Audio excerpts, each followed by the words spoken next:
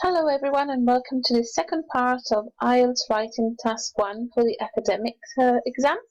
And yesterday we looked at how to write the introduction and the overview. Today we're going to look at the paragraphs and what language you can use to describe trends. So just to remind you, Task 1 of the academic exam, you will need to write 150 words and the recommended time for that is 20 minutes. This is the task that we were looking at yesterday. It was describing two different tables, and here was the actual task what to write about. So the tables above give information about fair trade sales of tea and bananas in 5 European countries in 2001 and 2006. Summarize the information by selecting and reporting the main features and make comparisons where appropriate. So if you watched my video yesterday, we worked out how to write an introduction. If you need help on how to write an introduction, watch the video, and this is what we came up with. So the data show how much tea and how many bananas were sold in 5 countries in Europe in 2 given years. As we can see from the tables, fair trade tea sales have increased in all 5 countries, especially in the UK, while banana sales have decreased slightly in Denmark and Sweden and soared in Switzerland. So this first part is rephrasing the task, and the second part is giving an overview. Again, just watch the video to see how that can be done. So if we now need to describe the actual table, we still need to identify the main features, the main trends of the table, because in the IELTS exam, in task 1, you don't need to talk about every single number in the table. You just need to select and summarize the data. So we looked yesterday that all the sales of tea has increased in all 5 European countries, if you can see from the numbers here. Yeah. While banana sales have increased in 3 of the countries and slightly decreased in Sweden and in Denmark. So the way I'm going to do this today is to write one paragraph about one table and another paragraph about the second table. Some useful language for talking about trends. Yeah, so when you want to describe that things are going up, you can use nouns or verbs, like you can see here. You can have an increase to talk about upwards trends. Yeah? You can have a rise, a growth, or an upward trend.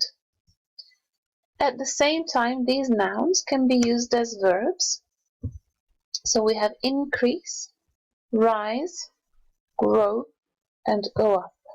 Obviously, these verbs are in the infinitive. You need to change the tense according to what you need to say. In our case, it's 2001 and 2006. They're all in the past. So the past simple of increase is increased. It's regular. The past simple of rise is rose. The past simple of grow is grew. And the past simple of go up is went up.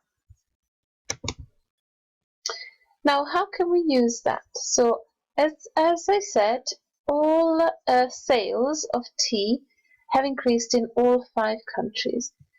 Well, sometimes the increase was very small, like in this case, and in Denmark and Sweden.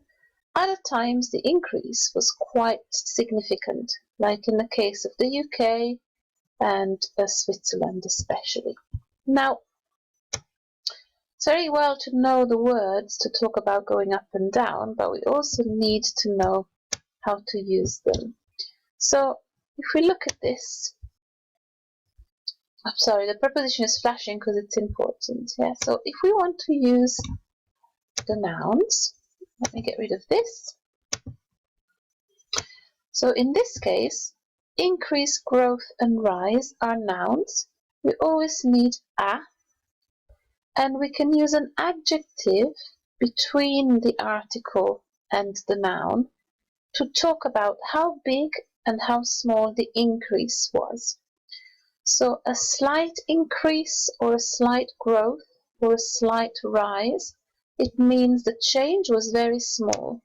Like for small, a small increase, a small growth and a small rise.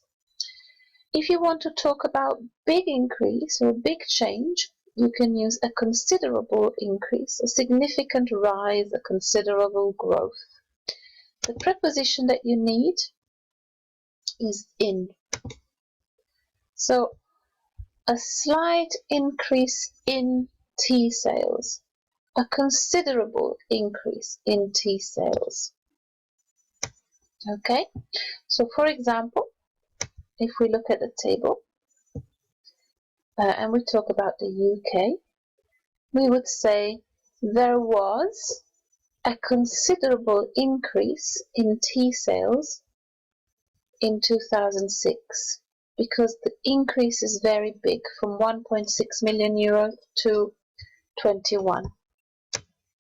If you want to talk about a small rise in sales, for example, like in the case of Sweden, we can say there was a slight rise in tea sales in Sweden in 2006. So you have to say there was in the past simple in this case. Now, increase, growth and rise are nouns, but we can also use the adjective. So if we use the we can also use the verbs to increase, to grow and to rise, all in the past simple. The sentence needs to change. The subject will be tea sales. The noun becomes the verb, so tea sales grew. And to show how much they grew, whether it was a small difference or a big difference, we take these adjectives and we turn them into adverbs. So the adverbs are used here to describe the verb, how much the verb grew. So did it grow slightly, did it grow considerably, or did it grow significantly? So you can have a sentence like this. So there was a slight increase in tea sales. The same sentence using the same words could be tea sales increased slightly. Or you can have a sentence like there was a significant rise in tea sales, or tea sales rose significantly. It's good to have alternatives, so you don't need to use always the same sentence structure to get extra points. One of the criteria is grammatical range and accuracy. So if you can show that you can use different structures, you'll get extra points and a higher score. We're now looking at going down trends. So the words are very similar.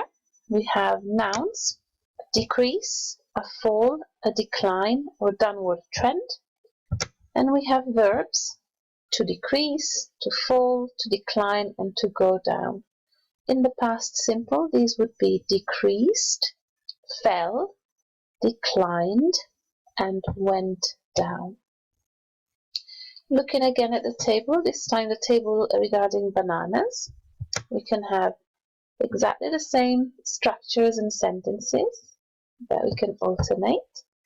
So we have the words here, the nouns that talk about downward trends in the same sentence structure like before. So you could say there was a considerable decline in banana sales, or there was a small decline in banana sales, for example.